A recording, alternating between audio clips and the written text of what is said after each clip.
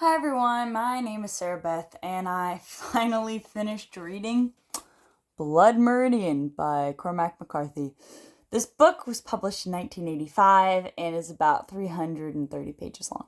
So, alright, I previously have read one of Cormac McCarthy's books before. You might know him as the author of No Country for Old Men and The Road, which are, cinematic masterpieces and I suppose book masterpieces as well, but I previously read The Road because I loved the movie so much with Viggo Mortensen, and I really hated that book. I read this maybe 10 years ago, and I've been really put off from Cormac McCarthy for a long time because of that. So I've heard all the talk about Blood Meridian, and I said, you know what?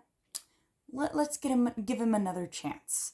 And already starting off, it says, classic American novel of regeneration through violence. McCarthy can only be compared with our greatest writers, with Melville and Faulkner. And let me tell you, Faulkner I read as I lay dying. If you've seen the review on this channel, you know I was not really a fan. And Melville, I haven't read him, but most people call him very, very boring. And with that, I'd say, yeah, maybe they make good comparison with two novelists I also do not really enjoy. So let's get into the media of it. What is this book? What's the premise? All right, there's a runaway kid. He's like 14, 15 years old. And he joins this band of, scalpers. Basically just expansion through the West. They're going and they're killing a bunch of Indians. They're killing everybody, really. It doesn't even matter. They kill some of their own. They come and they kill townspeople. They get upset over the dumbest things. It's just male testosterone at its peak. And this is the violence of the Old West. I can completely understand that. And I feel like there was a way, I understand the themes, they're really nailed upon the head. And, there's a crazy zealot, the judge, and there's the ex-priest, is just dude that went to divinity school and dropped out. And just these people in the merry band that is going around and killing people, and that's most of the novel. The best part of the book is the last 80 pages when finally something different happens. I swear, the whole book is this. Yeah, I run along, I'm in the desert, I'm starving, I'm dying, people are getting hit by Indians, and we're killing other people.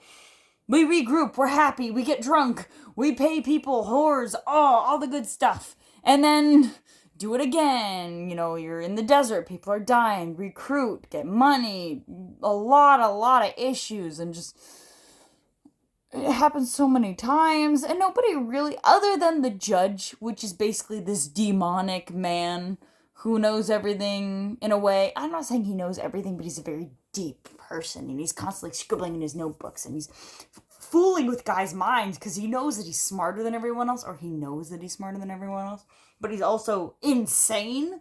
Like, there's a point in the novel, I don't think this is spoilers, he goes to a kid. The kid has these puppies. And he looks at these puppies like, I want to buy both of your puppies, all right? And he gives the kid this shiny gold coin, more than the kid needs for the puppies, all right? And then he takes the puppies and he throws them in a rushing river and shoots at them.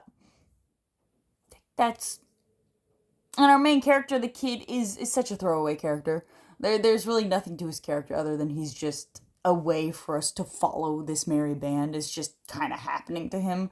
No one really has much character in general other than the judge, like I said previously. It's fine. Like, the writing is actually pretty exquisite, but the fact is there's no real plot to me. So I'm trying not to fall asleep, trying not to skim over it. This book this is not even a long book, and it took me forever to read. Also, I have qualms with the fact, I'm gonna show you guys. At the beginning of every chapter, it tells you exactly what's going to happen in shorthand. So, for instance, it says Black and White Jacksons, a meeting on the outskirts, and just a trial. It tells you exactly what happens during this chapter. So you I read it because, why not, going in. And so then you already kind of know what's going on in the chapter, which is helpful because you really want to glaze over and not read it all because nothing really is happening until the end. The very end is when it gets good. All right, that's when I'm like, okay, things are happening. I can finally pay attention. I like this. I love the chase. Sometimes the actual action scenes get a little bit, I like to call it shaky cam, where you can't really understand what exactly is happening. It's shifting perspective a little bit too much. Also, this is really stupid about Cormac McCarthy's writing style, but I really hate it in The Road, and I really hate it here. why can't you just put quotations around the person talking, okay? Is it really that hard to just put quotes saying, hey, this person's talking here? Like, the character names are about the same as in The Road. Like in The Road, it's just like the father and the kid. And the same thing pretty much here. It's like kid, judge, ex-priest.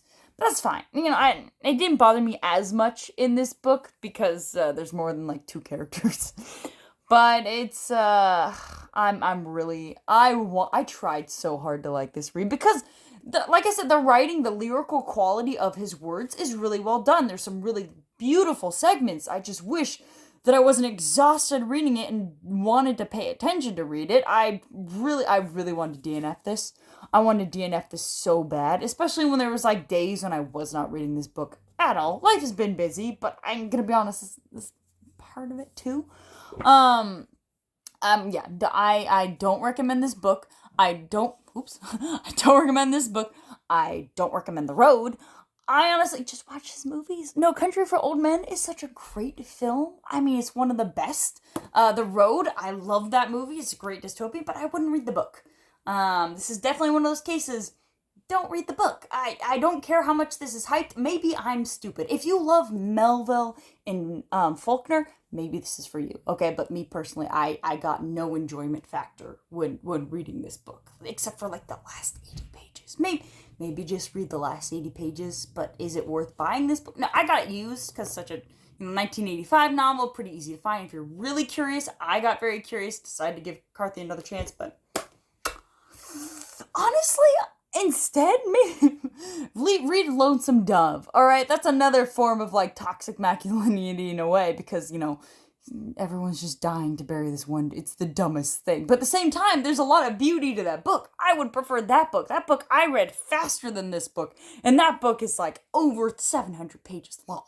So just to give you an idea here, another fun book like with evil. I feel like it's the same vibes for me. I really love The Gunslinger by Stephen King. I read it recently. Both of these books I mentioned, there are reviews on this channel if you're curious. So maybe check those out. But yeah, not a recommendation for me, but I hope you enjoy my review and have a good one.